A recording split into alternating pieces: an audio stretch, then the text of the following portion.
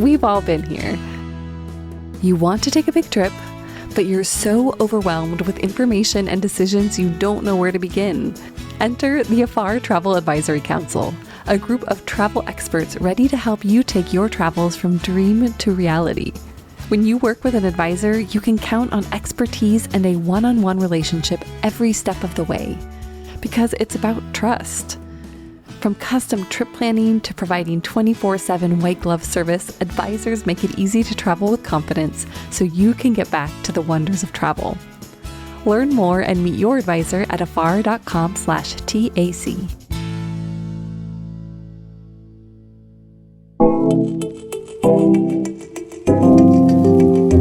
I'm Aislinn Green, and this is Unpacked, the podcast that unpacks one tricky topic in travel every week. And this week, I have a confession to make. I'm a terrible plane sleeper. I can never seem to get comfortable enough to fall asleep in any kind of real way, so I wind up watching movies or reading for most of a long-haul flight, which then means that I stagger off the plane like a zombie and often lose my first 24 hours in a new destination to exhaustion. But I know it doesn't have to be that way. A friend of mine, for example, is one of those people who can step on a plane and be out in minutes, no medication required. Whether you are that kind of plane sleeper, lucky you, or an unlucky zombie like me, or maybe you fall somewhere in between, I think we could all benefit from a few tips on how to sleep better on a plane or while traveling. Enter Anne Bartolucci, a licensed psychologist and a certified behavioral sleep medicine specialist. She's the founder of Atlanta Insomnia and Behavioral Health Services PC and the author of Better Sleep for the Overachiever. In other words, she knows her sleep, and she specializes in helping people sleep better without medication. In our chat, we covered everything from the one thing everyone should bring on their next flight to the proper use of melatonin. Turns out most of us don't use it right. Oops. To how to sleep better your first night in a hotel. So let's catch some Z's. Anna, welcome to Unpacked. Thank you so much for having me. I'm excited to be here. Of course. All right. First, I would love to just share a little bit more about you. Can you tell us about your work in the realm of sleep? Sure. I am a clinical psychologist, and I have extra specification and training and certification in behavioral sleep medicine. So basically, I see a bunch of insomnia patients. I help people sleep without drugs. That's my main thing. I also do general psychotherapy. And it's something I really love doing because sleep touches every part of our lives. And I love being able to make such a big difference for my patients in such a short amount of time. That's amazing. But now here's the $1 million question. How do you sleep on a plane? Do you sleep well? Are you a good, quote unquote, plane sleeper? So I will say I sleep really well generally. A lot of it depends on how much room I have to spread out because I'm tall and 5'9". So I would say I'm probably we'll say moderate to okay plane sleeper. I mean, you're right. So much depends on like if you get into business class, right? You have those great lie flat seats. But I think for, our purposes, for our listeners, we'll just focus on, sleeping in economy or premium economy. Yep. So from your perspective, what would you say are kind of the tips that you would share? Feel free to elaborate, get as detailed as necessary. Well, of course, a big problem with sleeping on planes is the noise. Mm-hmm. And you had commented on my headphones. I absolutely love my noise canceling headphones. And it was funny that you contacted me about doing this interview this week because I actually flew back from Florida on Monday. And I put my headphones on and I was doing my meditation. And my meditation sound is actually very similar to the white noise sound that I sleep with. And I found myself dozing off because that sound is a trigger for me to sleep. So I would say it's not just the noise canceling headphones, because then you have the noises that the people on the plane are making, because the noise canceling headphones, they're good for that, that certain frequency, that droning, the plane engines, you still get a little bit of it, but they can actually make you more likely to hear, like if somebody's talking in the next row, or, if the flight attendants are chatting, or, if somebody's got their movie sound turned up too loud. So I would say noise canceling headphones plus white noise, especially if it's white noise that you have trained yourself to sleep with, would be super helpful. That's a great idea. And just for our listeners, I'm going to briefly describe Anna's headphones. They look like a beautiful rose gold. And you said that they're the Bose? Yes, so the Bose Quiet Comfort 35. Nice. Okay, great. What else would you recommend that a traveler have in their plane sleep kit? Definitely after you go through security, get some water because, of course, dehydration is another major, major issue with sleeping on planes. And of course, you want to balance out so you don't actually, have to pee every hour, Yeah. which not only disrupts your sleep, but that of your seatmates as well. Yes. So yeah, be considerate. But, make sure that you have water or perhaps something to help moisten your mouth. And then also chapstick, because you don't want to be uncomfortable that way. Moisturizer, lotion, anything that you can do to help keep your skin from drying out, because that can be disturbing as well. And also you don't want to be itchy. Yeah. That's so funny. It's not something I would have thought about, but yeah, you'll wake up if you're itchy. Exactly. And then, of course, temperature, because airplanes tend to be very cold. And even if you don't have a little thingy blowing on you, it can be uncomfortable. So I would say don't necessarily count on airlines blankets because they tend to be kind of thin. They're nice and soft, but they're thin. So make sure that you have like a sweatshirt and also, some comfy socks, some comfy thick socks. Do you use a neck pillow if you're, if you were on a long flight? Do you use those? I used to not, but I probably would if I were to go on a long international flight at this point, because that's the other thing, because there's really no good place to put your head. Right? Yeah. I mean, unless you have one of those window seats where I feel like you can kind of create a little bit more of a pillow support. But yeah, if you were in the middle seat, what would you do? Would you say a neck pillow is key to that? I would say neck pillow would be, or something that you can use to support your head and keep it straight, or at least not tilted too far to one side or the other. Yeah, it seems like the middle seats would be perfect for my patients who tell me that they basically sleep like vampires, like straight up and with arms crossed. It's like, that's your best middle seat sleeper. For side sleepers or stomach sleepers, what do you think the best positions are? Yeah, probably neck pillow or some other small pillow where you can lean to one side and curl up a little bit. But again, that would be really hard to middle seats. So make sure that you like your seatmates. Yes. You mentioned hydration and dehydration. And I know that, everyone always says don't drink on the plane.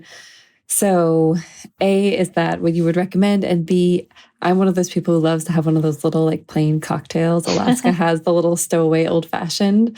So say you did indulge in a cocktail, is there any way to recover and still sleep relatively well? So definitely do just one. Yeah. And then go ahead and watch a movie and sip water through the movie to balance yourself back out. But yes, definitely don't go overboard, and also maybe don't go overboard then on the airplane food, which is of course super salty. So perhaps bring something that you could eat that would not be super high in sodium. Okay. Would that be like your best recommendation for food in terms of sleep? Food is one of those things that's very individual for people. So it would be more, be aware of what your nighttime food needs are, because you want to have that balance between, you don't want to be super full and you also don't want to be hungry when you go to sleep. So in general, it's finding that happy medium. And so for sleep in general, we suggest having something that has both carbohydrates and protein. So the carbohydrates, so it's satisfying, and the protein so that you don't end up with a blood sugar spike. And adapting that however it needs to look for you on an airplane. Like some people need to have a bedtime snack. Other people can't have a bedtime snack because they have reflux or some other medical issues. So it's more knowing what your body prefers. But in general, yes, staying away from the super high salty food, and maybe even being aware of what you eat that day would probably be a good idea. And also, people often ask me, well, what about taking sleep medication on planes? Yeah. What do you think? Again, that is a very individual thing because brains are weird. You could give the same drug to two different people that have two different reactions. So if you are curious about that, talk to your physician, and definitely don't let on the plane be the very first time that you're taking this. And also be aware that things hit you harder in the air, not just alcohol, but also medications. And so if you're taking something regularly on the ground, you might not need that dose when you are in the air. And of course, I'm not a prescriber, so I can't make specific recommendations, but these are just general guidelines. So yeah, definitely talk to your prescriber. Okay. No, that's really good advice. I know that in your practice, you try to help people sleep without medication. What are your thoughts on melatonin and using that as like a kind of a jet lag, more of a jet lag supplement or assistance? That's basically what melatonin is for. It's actually a horrible insomnia drug. It's more for helping to adjust circadian rhythms. The thing to remember about melatonin is that the bottles often tell you to take it completely wrong. You want to take it 9 to 10 hours before your desired wake up time, whereas a lot of them will tell you to take it like a half hour before you go to bed. Oh, interesting. And also with melatonin, it really is true that less is more. Like you're likely to get more benefit from a lower dose, like even as little as a 0.5 milligram, than you will from a 10 milligram pill. Because what happens is if you have too much melatonin, your body metabolizes it through the sleep period, which then throws off your internal clock, rather than at the beginning of the sleep period, which is when it would be mimicking more of when your body is releasing its own melatonin. So our melatonin comes out of our brain in a flood. It's called the dim light melatonin onset. And so continuous release melatonin definitely does not work like that. And for a lot of people, it can actually mess them up. How long would you recommend that they use it? Is this something that's just like first couple of days on the plane and then first couple of days as you're adjusting, or? Oh, that's a great question. Definitely, you don't want to use it every single night for 20 years, which is how a lot of my patients end up using it. And so we work them off of it. Yes, so it would just be for a few days to help you to get adjusted. I see. And then would you stop when you're feeling relatively like, okay, I'm on this time zone, I'm not falling asleep during the day anymore? Yeah, it would be more like monitoring your own reaction to it. But generally, most people are able to adjust both with melatonin, but then also with light exposure, because a lot of circadian rhythm management is light management.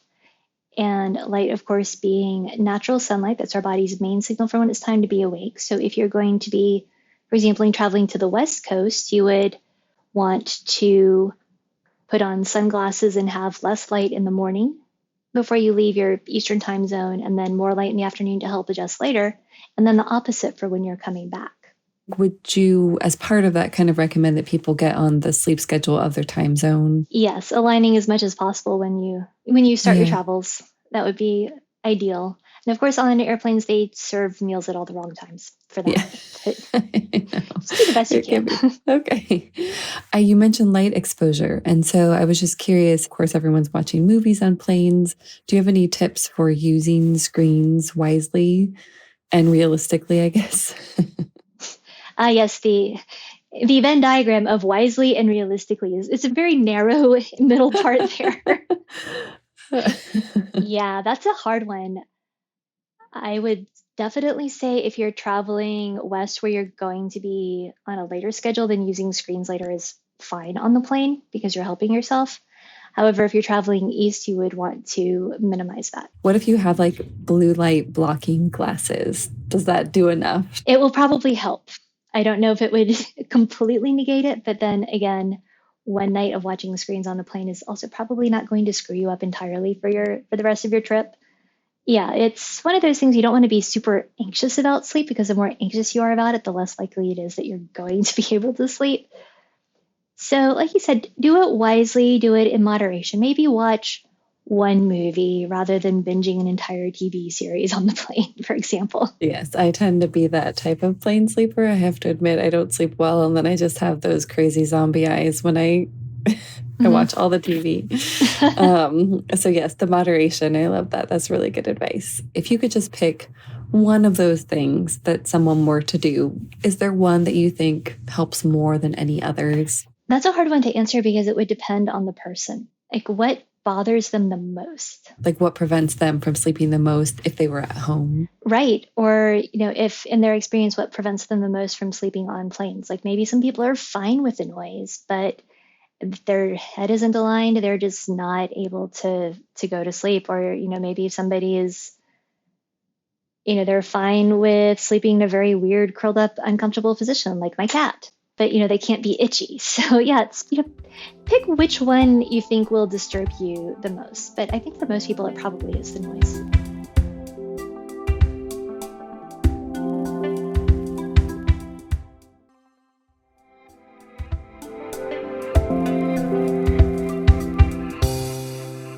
Well, I would love to just segue more generally into sleeping while traveling. So say, okay, you slept well on the plane or not. Now you're in this new destination. How do you adjust to a new time zone once you're there? So again, it is all about light management.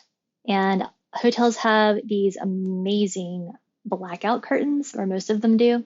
But if you're trying to get on a new time zone, then having the curtains open at least a little bit in the morning so that you can get that light signal will be super helpful. I think most people have been in a hotel with blackout curtains and then you sleep until like 2 p.m. Yeah, exactly. And you're like, whoops. What happened? Yeah, okay. So maybe leave them open a crack so that natural morning light. Okay.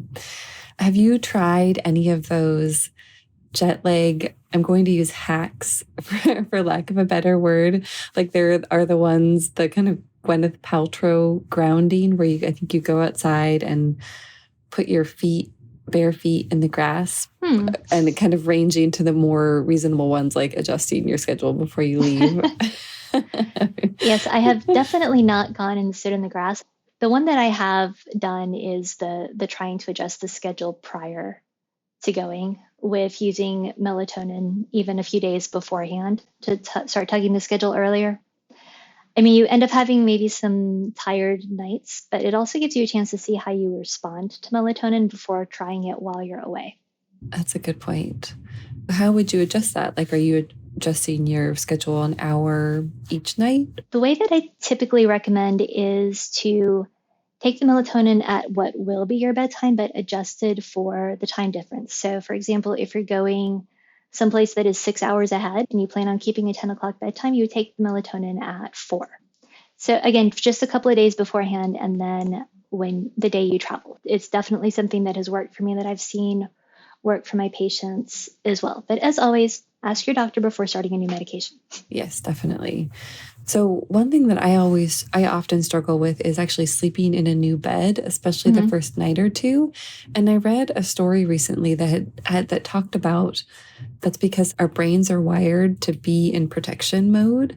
Do you have any thoughts on that, or kind of adjusting to a new just sleep environment? I agree. That can be an issue for some people. And I've noticed, especially as I've gotten older, not that I'm that old, I'm in my 40s, but I have definitely gotten more sensitive to sleeping in hotels the first night. And I would say white noise is a big help with that, because it will help to block out the doors closing and people in the hallway and other little noises that may not have woken you at home, but are more likely to wake you while you're away, because your brain is a little bit more on alert.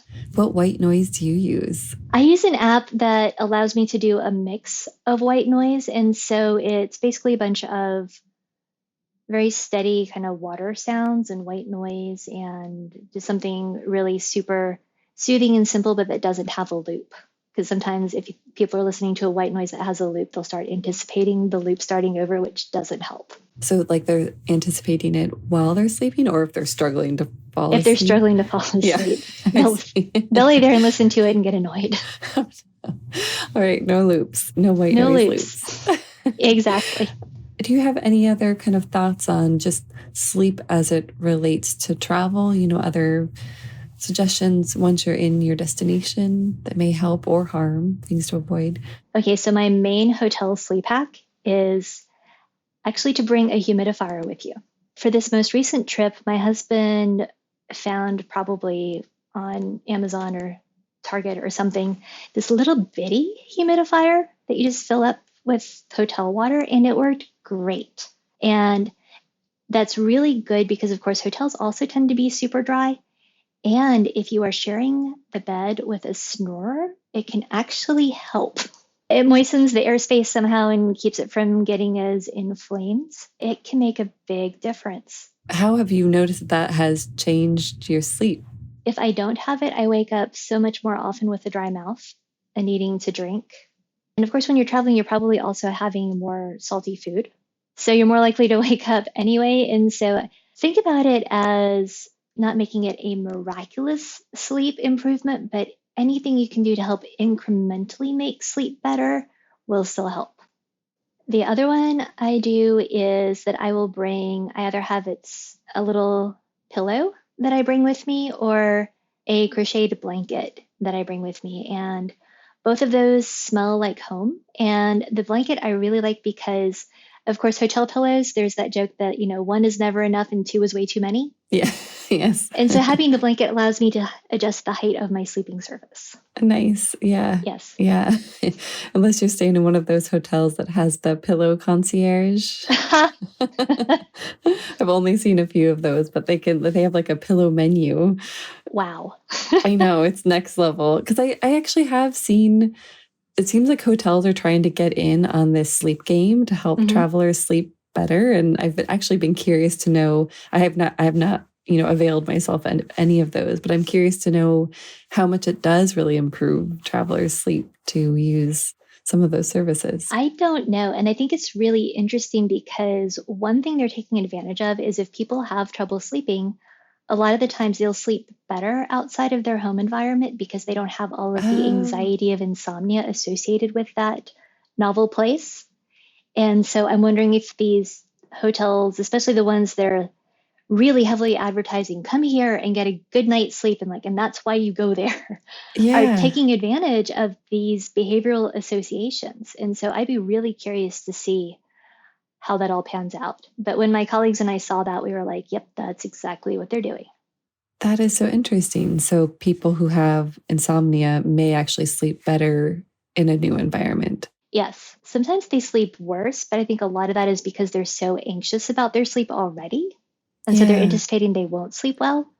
But this is a good opportunity to practice beginner's mind. It's like, okay, we don't know what's going to happen. Let's just see. Do you find that sleep meditations help some of your patients? The thing with sleep meditations is if you're doing them before bed, they can be great at winding down. However, you don't necessarily want to listen to them as you are falling asleep because what you're doing is training yourself to become dependent on them. And then what happens if the app goes away, or if here in Atlanta, we have tornadoes, we have the occasional hurricane, we have the occasional ice storm, and the power goes out. What if you can't charge your device? So typically we prefer to make sleep as simple as possible. Well, I was actually curious, and this is outside of the realm of travel a little bit, but how do you think we are sleeping as a culture right now? We have this really interesting contrast of the fact that there has been so much more attention put on sleep. Like, for example, Matthew Walker's book, Why We Sleep, in his TED Talk, has been really good about educating people on sleep and also making them super anxious about whether they're going to die tomorrow if they don't get 8 hours every single night. Yes. I know the next sleep convention I go to with him, I'm going to have to buy that man a drink because I've gotten some business because of that.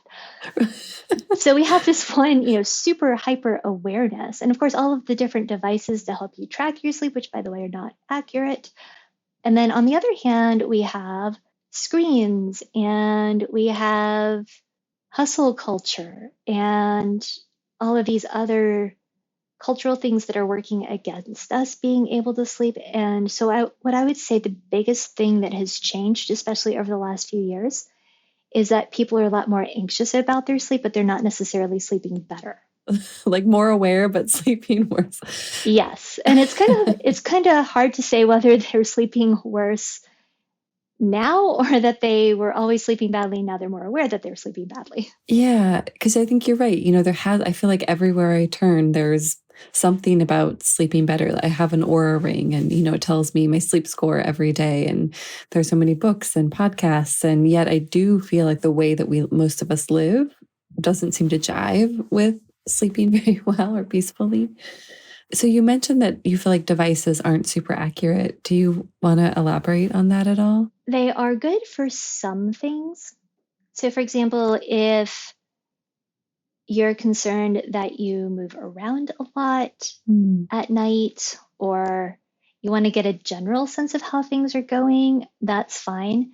But as for the very specifics, like there is no way your Aura ring, for example, can tell you whether you're in light sleep or heavy sleep, or definitely not REM sleep, because the only way something's going to be able to tell if you're in those sleep stages is if it's reading your brain waves.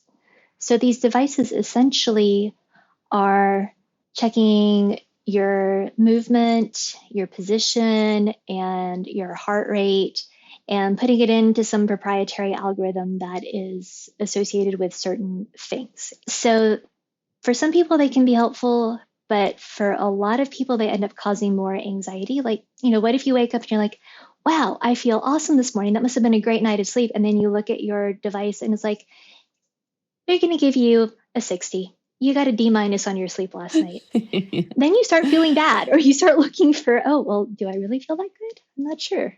There was that one time I woke up and I turned around for a little bit. So again, it depends on the person as to whether those things can be helpful. Mm-hmm. Okay.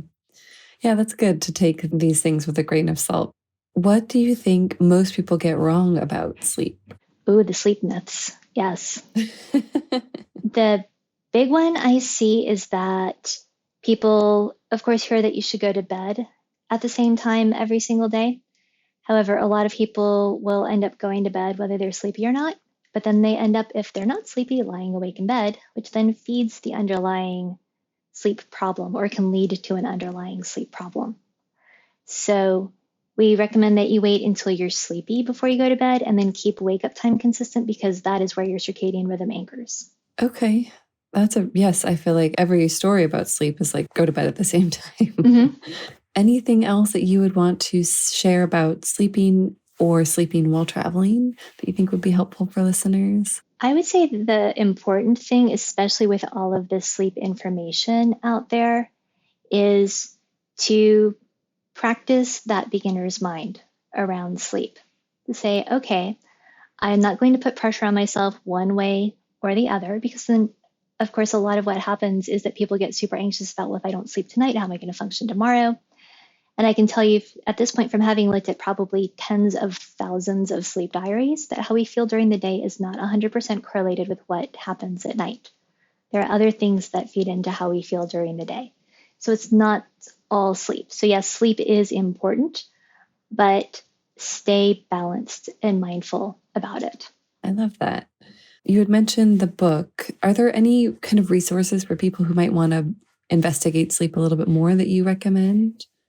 Oh, well, of course, I have written a wonderful book called Better Sleep for the Overachiever, because I have seen that personality type so much in my practice. And so finally, I decided to take 10 years worth of experiences and conversations and advice and distill it into a book. And so it is partially about sleep, but it is also a lot about the other things that people in general, not just overachievers, that feed into sleep problems. Like, for example, there is a chapter called Relaxation for people who can't relax. Love it. Yes, Better Sleep for the Overachiever. You can find it anywhere books are sold. It is available in paperback, ebook, and audiobook, narrated by me. So if you find my voice soothing, you can listen to it before bed. Your voice is very soothing. Oh, thank you. And you can also find me on Instagram at PsychUp Academy, where I talk a lot about sleep and also other daytime things like procrastination, because of course, helping people sleep is also helping with a lot of habit change. And so I have really dug into procrastination and even have a course now. So yes. It sounds like you're very passionate about your work. I am. I love helping people to live and be their best selves. Well, thank you, Anna. I really appreciate your time and all your wisdom. And yes, we will share links to your books and audiobook and everything in the show notes. So thank you again for being here. Thank you so much, Aislinn. I really enjoyed it. Anyone else out there feel a bit more hopeful about sleeping on their next long-haul flight? Me too. Thank you, Anna, for your wisdom. We'll link to all the resources she mentioned, including her book and the website for Atlanta Insomnia and Behavioral Health Services, PC, in our show notes. That's it for today's episode, but before we wrap, I'd like to share the answer to last week's question, which was, where does the word map come from? Is it Sanskrit for road or path? Is it Arabic for view or horizon? Is it Greek for disc or plate? Or is it Latin for napkin or towel? The correct answer is Latin for napkin or towel. Yep, so remember to bring a napkin along on your next trip to Roma. We're taking a break from trivia this week, but next week we'll be back with a new segment called How Do You Say That?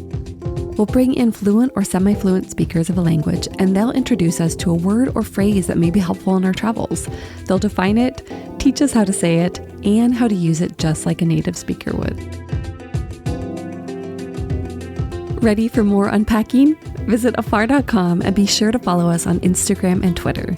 The magazine is at Afar Media. If you enjoyed today's exploration, I hope you'll come back for more great stories. Subscribing makes this easy. You can find Unpacked on Apple Podcasts, Spotify, or your favorite podcast platform. And be sure to rate and review the show. It helps other travelers find it. This season, we also want to hear from you. Is there a travel dilemma, trend, or topic you'd like us to explore? Drop us a line at afar.com/feedback or email us at unpacked@afar.com. This has been Unpacked, a production of Afar Media. The podcast is produced by Aislinn Green and Nikki Galteland. Music composition by Chris Collin. And remember, the world is complicated. We're here to help you unpack it.